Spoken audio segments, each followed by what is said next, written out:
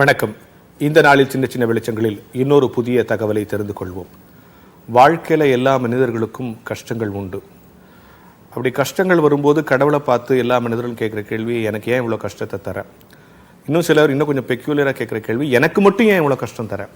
ஏன்னா எல்லா மனிதரும் நினைக்கிறான், தனக்கு வருகிற கஷ்டம்தான் பிறர் கஷ்டங்களை விட பெரிய கஷ்டங்கள், அதை கடவுள் கவனிக்க மாட்டாரு அப்படின்னு நினைக்கிற இயல்பு மனிதர்களுக்கு உண்டு.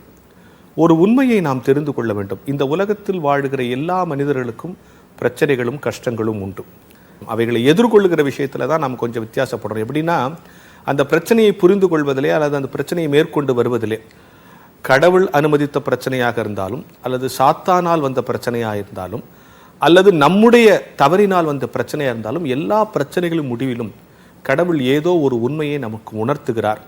அந்த கஷ்டத்தை அனுமதித்ததற்கு அல்லது அந்த கஷ்டத்தில் நாம் மூழ்கி வெளியே வருவதற்கு ஒரு காரணம் இருக்கிறது. நீங்கள் அந்த கஷ்டத்தில் விலகி வந்த பிறகு அந்த சுச்சுவேஷனை திருப்பி ரீகால் பண்ணி பார்ப்பீங்கன்னா, ஏதோ ஒரு டீச்சிங், ஏதோ ஒரு நன்மை, ஏதோ ஒரு ப்ளஸ் அதில் இருக்கும்.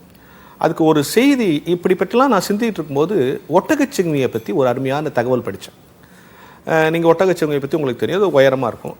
அது குட்டி போட்டுச்சுன்னா அது குட்டி மேலேருந்து விழும் தொப்புன்னு. ஏன்னா அது அதுக்கு உட்காந்துலாம் கொட்டகச்சிவிங்கால் அது குட்டி போட முடியாது, ஈன முடியாது. அது மேலேருந்து குட்டி தொப்புன்னு கீழும். உழுந்தோடனே அவ்வளோ உயரத்தில் பிறந்த குழந்தை என்ன உழுந்தோடனே அப்படியே மயங்கிடுமா. இது உண்மை. வனவியலங்கா நூலிலே நான் படித்த உண்மை. ஒட்டகச்சிவிங்கினுடைய மகப்பேரை பற்றி ஒரு எழுதியிருக்கிறார். அந்த குட்டி கீழே விழுந்தோடனே பிறந்த குழந்தை அவ்வளோ உயரத்துலேருந்து விழுந்தா, எனக்கு அது பூனை மாதிரி அதை கவிட்டு போய் இன்னொரு இடத்துல வைக்கிற வசதியெல்லாம் ஒட்டகச்சிவிங்கிக்கு கிடையாது. உங்களுக்கு தெரியும், அதை பார்த்துங்க, மனசில் வச்சுங்க. மேலே அந்த குட்டி விழுந்தவன் மயங்கிடுமா. கொஞ்சம் நேரம் பொறுத்து இந்த தாய் ஒட்டகச்சிவிங்க என்ன பண்ணுமா, அது பின்னங்காலால் எட்டி அந்த குட்டியை ஒன்று விடுமா. அந்த வலி தாங்காமல் ஒட்டகச்சிவிங்க எழுச்சி ஓடுமா.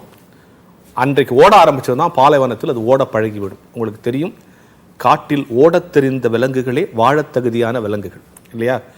அன்னைக்கு ஓட ஆரம்பிச்சது, அன்னைக்கு அந்த வலி இருக்கும். அந்த வலிதான் வாழ்நாள் முழுக்க ஒட்டகச்சிவிங்கை ஓடுவதற்கும் பாலைவனத்தில் வாழ்வதற்கும் தகுதிப்படுத்துகிறது. அப்படி கடவுள் சில நேரங்களில் தாங்க முடியாத ஒரு வலியை கொடுக்கிறார்.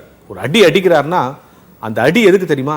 இதற்கு பிறகு இந்த உலகத்தில் வாழை உன்னை தகுதிப்படுத்துகிறார் என்று நீங்கள் உணர்ந்து கொள்ள வேண்டும். அதுக்காக கடவுள் அடிச்சுக்கிட்டே இருக்கிறான்னு நான் சொல்ல வரல. சில நேரங்களில் நாம் கடவுளை பார்த்து முறுமுறுக்கிறோமே, எனக்கு ஏன் இவ்வளோ கஷ்டம், எனக்கு மட்டும் ஏன் இவ்வளோ கஷ்டம், எனக்கு ஏன் இந்த கஷ்டம், அவனுக்கு கஷ்டம் இல்லையேன்னு. இந்த கஷ்டத்துக்கு பின்னால் இந்த உலகத்தில் வாழை கடவுள் உன்னை தகுதிப்படுத்துகிறார் என்கிற மிகப்பெரிய உண்மை ஒளிந்து கொண்டிருக்கிறது. எனவே கஷ்டம் வரும்போதெல்லாம் ஒட்டகச்சிவிங்கியினுடைய உதையை ஞாபகம் வைத்துக் கொள்ளுங்கள். அப்படித்தான் கடவுள் உதைக்கிறார். அது கோபத்தினாலோ உங்கள் மேல் உள்ள வெறுப்பினாலோ அல்ல.